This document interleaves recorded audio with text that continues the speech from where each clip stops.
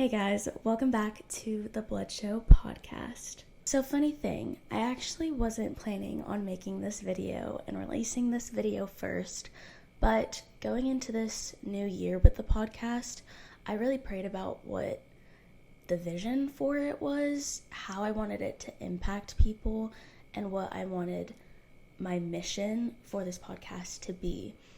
And something that's been really important to me over the last few years, but also for this podcast, is authenticity.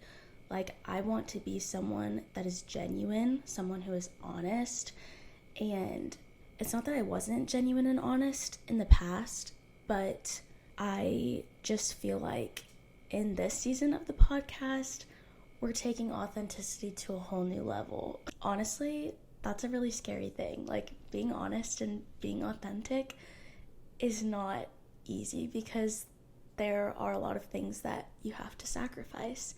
And one of the things that I feel like the Lord has prompted me to sacrifice is my need to appear a certain way to people, to maintain this image that He's never asked me to maintain. It's just something that I always felt like I had to maintain. So that brings me to today's episode.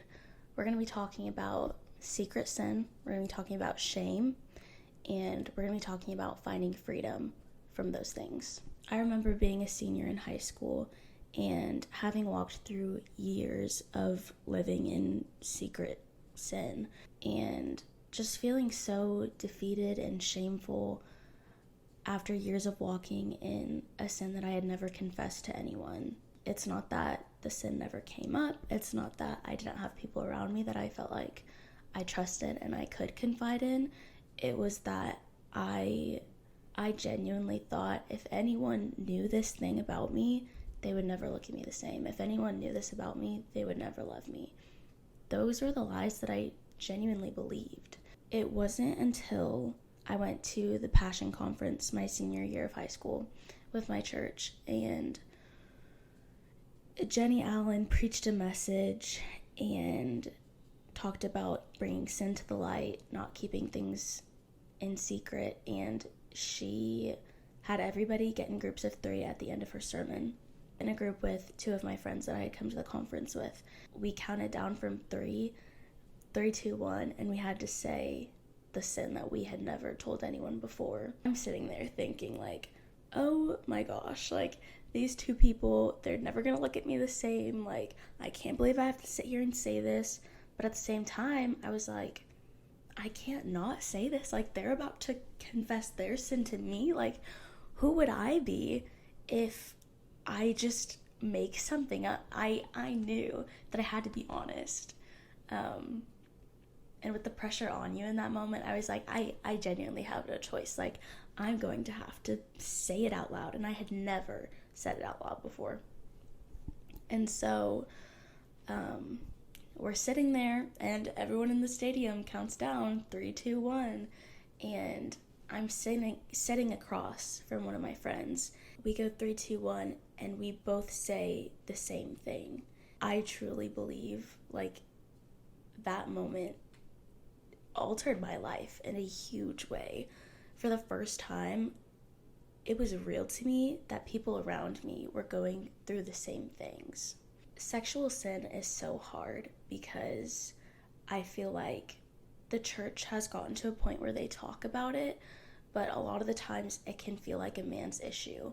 Even if they address that it is a woman's issue too, it's like, oh, but you never really hear women talking about it. You never really, I never saw that growing up, and that was hard for me to grasp with it. It always just felt like I was in the minority of people that struggled with this thing. And I just felt really dirty and shameful and alone. But as I'm sitting across from my friend in this moment, I was like, wow, like, I wonder how many other people around me are going through this and felt the same way that I do. And so from that moment on, I think I I truly understood the power of confession and the power of bringing sin to the light. The enemy wants you to think that you're alone. The enemy wants you to keep things a secret, tell you that nobody needs to know. It's a lie, and it's going to keep you in bondage. And even from that moment on, I had a lot to work through, just in the sense of understanding that, like, I'm forgiven for that. Like, I believed that Jesus died on the cross for my sins, but it always just felt like that one was a little too bad. Like, that one was a little too far. Like, there's no way he's covering that. Which is so sad, because the more that I have come to know Jesus, the more that I understand how gracious and merciful he is. And I would never say those things to anyone else.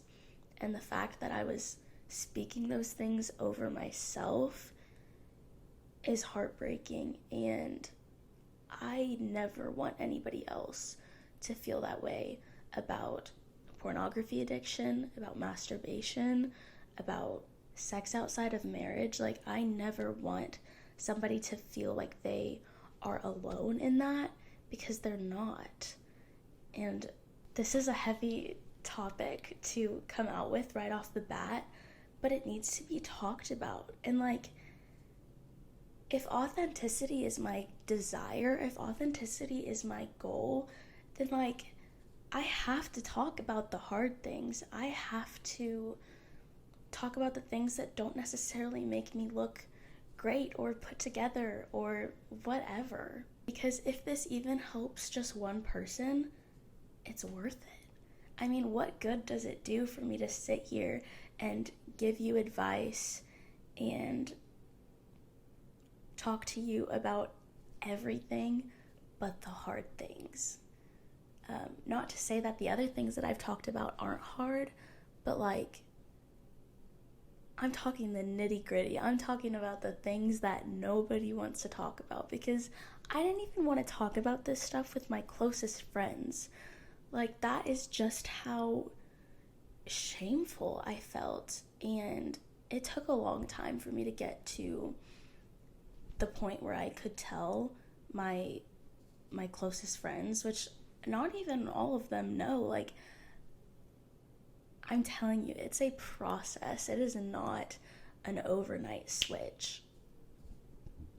But I'm making this video in hopes to encourage people to talk to someone. I'm not saying you have to get in front of a camera and, dish out all your biggest, darkest secrets, but, like, you have to talk to someone. God has given us the church as a body to help us, to encourage us. And if you believe that you can walk out your faith all by yourself, you're kidding yourself. Like, you cannot do it alone. You have to first and foremost be surrendered to Jesus, but then you have to also let people in, even at the risk of them hurting you, even at the risk of them betraying you. You have to let them in. You have to run the risk, because the reward is far greater. I want to see people's lives changed. Like, truly, because God has changed my life, and it does me no good. It does anyone good to keep that to myself. And so, if that means getting on here and talking about things that people will look down on me for, people will judge me for, people won't look at me the same for, then that's the risk that I take. It's time for you to stop walking in darkness and to start walking in the light. Jesus paid the price. there is nothing more that needs to be done for you to be forgiven. If you confess with your mouth and believe in your heart that Jesus is Lord, you're sealed. Like, there's a period. It's over. It's done. Sin is serious. Sin is dangerous. And sin will always lead to death. So it is not something for you to take lightly. It is not something for you to say, well, I'm forgiven, so I'm just going to keep doing it. That's not the point. You're forgiven, and there's nothing else that needs to be done. But out of that forgiveness, out of that mercy, out of that grace to which you've been shown,